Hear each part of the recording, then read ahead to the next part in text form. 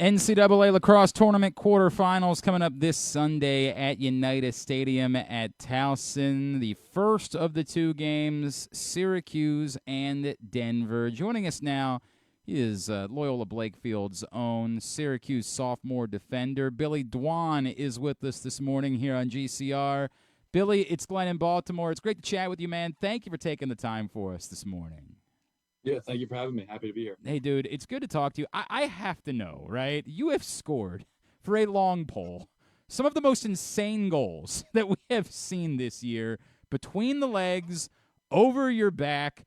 Do you, practice these types of absurd shots? Or have these things just all been kind of random? I would like to say yes. Yeah. But in reality, we play a lot of box here in the winter. So it's kind of more seeing guys try new things with short sticks and maybe trying to apply some of it to my game with a long pole, and just kind of taking it from there. And happy to see him go in. And yeah. Okay, what's the one? What's the one that when it happened, you just said, "Dude, I can't believe I just did that." I would like to say the Cornell one. Yeah. But I feel like the Virginia one was in a bigger moment. So I would like to say that one kind of is probably cooler goal, I guess, for me. Yeah, what was that tied the game, right? Yeah. And ultimately we lost the Cornell game, and it didn't end how we wanted it to. And our defense especially didn't feel like we got it done. So I would like to say the Cornell one, or the Virginia one. Nah, it makes all the sense in the world. All right, Billy Dwan, I think a lot of people familiar with your family. Did you always know growing up that lacrosse was your path? Did you have no doubt in your mind when you were 4 that one day you were going to be playing lacrosse? Yeah. I mean, I would like to say my dream was to play in the NFL or anything like that, like any other kid. But ultimately, I knew lacrosse was my path. And my dad played, my uncles played, my aunt played, and picked up the stick the first time when I was 3, the Johns Hopkins evening camp or whatever it was. And from that moment on, I knew I loved the sport, and I was obsessed with it. And I knew I wanted to take it to the next level and take it as far as possible. So how much did that benefit you in your path to this point? Because I know that sometimes being someone's son, or to your point, being someone's nephew, you got to live in that spotlight. But for you, how much of it was a benefit to have the amount of coaching that you had growing up to help get you to this point? Yeah, it was huge. Like I said, from the time I was a little kid, I was on the floor watching film with my dad, or just watching it. And I think we were watching it a different way than most people watched it in the terms of why did this goal happen, or why did this player make a nice play, or stuff like that. And having a coach in the household with you, but then you're sitting around at Thanksgiving dinner having a couple other coaches there too. Definitely think it's huge. I think it's kind of helped me to this point in terms of IQ and trying to boss people around on the field and everything like that. But yeah, it's definitely played a huge role. Watching my dad's old games or my uncle's old games and stuff like that. Just definitely cool to see how they play the game and trying to take stuff from their game and applying it to mine. Do you notice yourself, and at what point did you start maybe recognizing that you kind of had a coach on the field mentality because of all of that?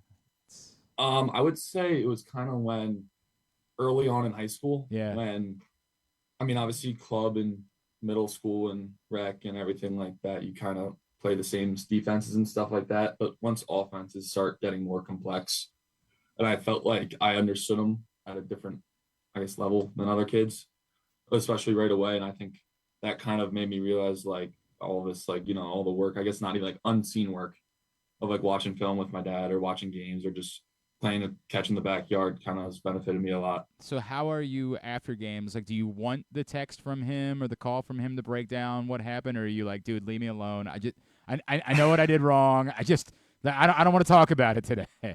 Yeah, it depends. I think it depends on the win or loss. Yeah. Obviously after a win, I'd love to talk about it with him. After a loss, even though I probably don't want to hear it, he's the first one to tell me that, this could have went differently or this could have went differently.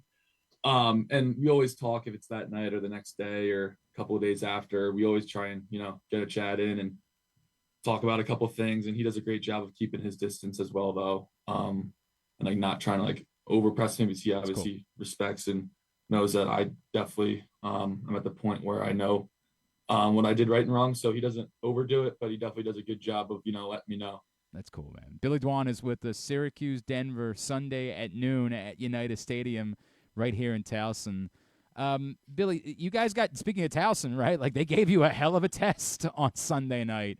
And what a battle that was, and you guys are trailing, and I'm sure defensively you guys are not happy about giving up 15 goals, but how good do you think that was for your team to get tested like that in the tournament opener as a reminder of what it takes to win this time of year?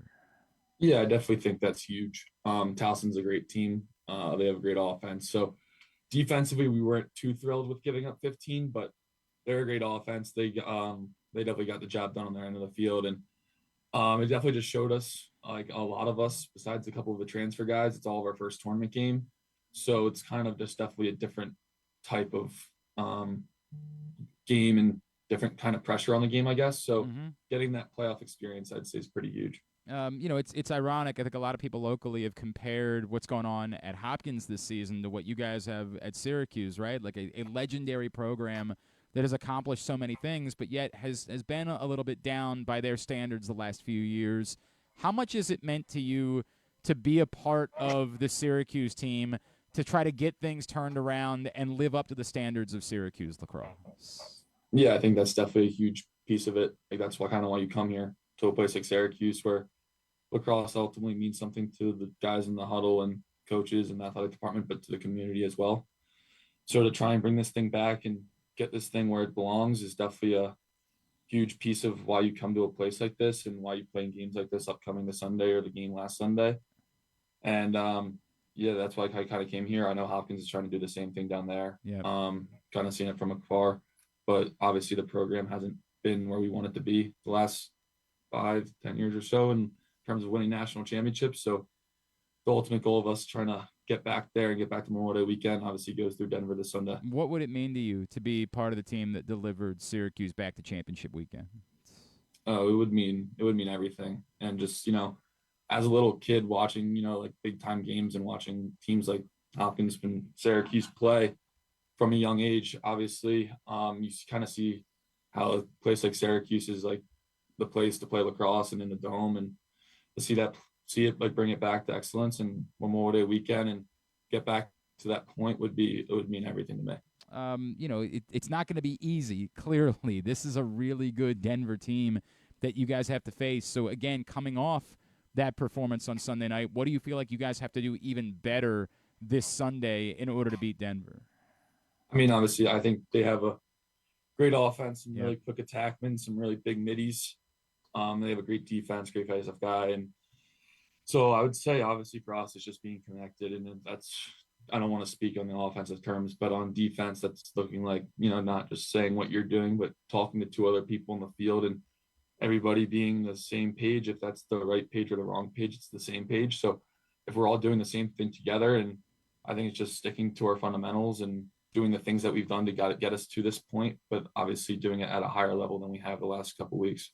For you, coming back, I know last year you guys played at Maryland and you played that game at Good Counsel, but to be playing back in Baltimore, or the Baltimore region, really, how exciting is this for you that it just happens to work out this way? Like how many of your friends and Blakefield folks do you feel like are going to be there on Sunday for you? Yeah, I think a ton of them will be there, but it's definitely super, super cool and super surreal, and just seeing like how I played club games at Towson growing up, where I played, football games in the Turkey Bowl there growing up. Right. And then seeing it come full circle is super big, and trying to get tickets from all my boys to get tickets to my boys from high school. But yeah, no, just super cool, super surreal, like staying in a hotel like 2 miles from my house back at home, and staying super close and having all my family there and everything like that, which doesn't happen too much. Just being up in Syracuse and everybody being Baltimore is just going to be super cool. I'm super grateful, super excited for it. And you were part of the team that snapped the streak, right, for Loyola in the Turkey Bowl, correct? Yeah, I was a senior, so I was a senior on the team. We didn't win for 8 years, and we beat them. So like when we talk about trying to end this funk for like Syracuse, a thing or two about how to do that. Like how to change history. I'm doing here. Yeah, right. You can follow that up. Hey man, playing for an absolute legend, right? And I don't even know at your age, like how much Gary Gait, the player, like even I guess probably for you knowing, your family and all that, it probably resonates a little bit more than for some guys. But I mean, this is an icon in the sport that we're talking about. What's it been like playing for Gary and him being your coach? Yeah, it's awesome. And like you said, obviously over time, like I don't think people do realize how much of a legend he is, and he's the Michael Jordan of lacrosse. And Right. but being able to watch some of his games, obviously you don't get to see all of them, but being able to watch some of his games, if that's with my dad at home or if that's up here, just watching it at home on my TV or something like that, just seeing it and watching him and watching how he played on the field, and that's kind of what he represents and wants us to do. And obviously being able to have him as my coach and going to him every day, if that's about lacrosse or just life, it's something that I'll forever cherish. And he's obviously a great player, but I think even a better person. I think that's what he would rather be remembered as. What do you think about the suits, by the way? Oh, I love them. Yeah, I think they're right. awesome. Yeah, big time. I mean, it's pretty sharp. Like you're just sort of like, wow, look at that guy. Yeah, he got away with them for a little bit Yeah. last year. He stopped wearing them, but he's back to them this year, and good to see him on the sideline and rocking the suit. Was that like a superstition thing that he went back to him? Do you know what the story was? I'm not exactly sure. I know that last year he wasn't wearing them, and then he came first game of the year this year and was rocking again. So maybe just figured he'd get back to it. I'm not sure. And hey, look, man, it's been working, right? Like, oh yeah, big time. It's been working. And then tell me about going up, because in practice, I'm sure you've had a few battles with Spallina over the last couple of years. Like, that cat is just different, man. Like, it just seems sometimes like he's playing a different sport. What is that like when you do get the opportunity, the iron sharpens iron nature of that, when you do get an opportunity to battle with him? Yeah, he's one of my good friends, and obviously we talk every day, and I'm close with his brothers as well. And it's awesome to see him like work from afar, and he's not the biggest, fastest, or strongest, but he's a competitor, and Yeah. he grinds more than anybody on our team, I'd say. He wants to be great more than anybody else wants him to be great. I'd say he has a pretty good fire within in terms of working hard, and just going against him in practice every day and battling against him. We've had a few dust ups, and just seeing it and just going against him has definitely made me a better player, and it's definitely made me more of a competitor, and it's made me work harder, and it pushes me. So super happy he's on our side of the ball and not on the other team. Yeah, right. Don't have to defend him when the games are going on. There's no doubt about that. All right, Billy Dwan, where can Twitter, Instagram, anywhere that lacrosse fans can be giving you a follow? Yeah, I'm not too much on Twitter. Lacrosse, just Billy Dwan 35. All right, give him follow there, Billy. Best of luck to you, man. Considering my play-by-play job at Loyola, I'm still a little bit hurt that we weren't able to get you there. Like, still, I haven't fully gotten over it, but we'll be rooting for you, no matter what, man. Thank you for taking the time for us. Really thank appreciate you for having it. me. Really appreciate it. Absolutely, dude. Billy Dwan from Syracuse, Loyola Blakefield alum. They're getting ready for Denver Sunday, and that's the first of the two quarterfinals at United Stadium, which will be followed up by Johns Hopkins, Virginia. That's the second game.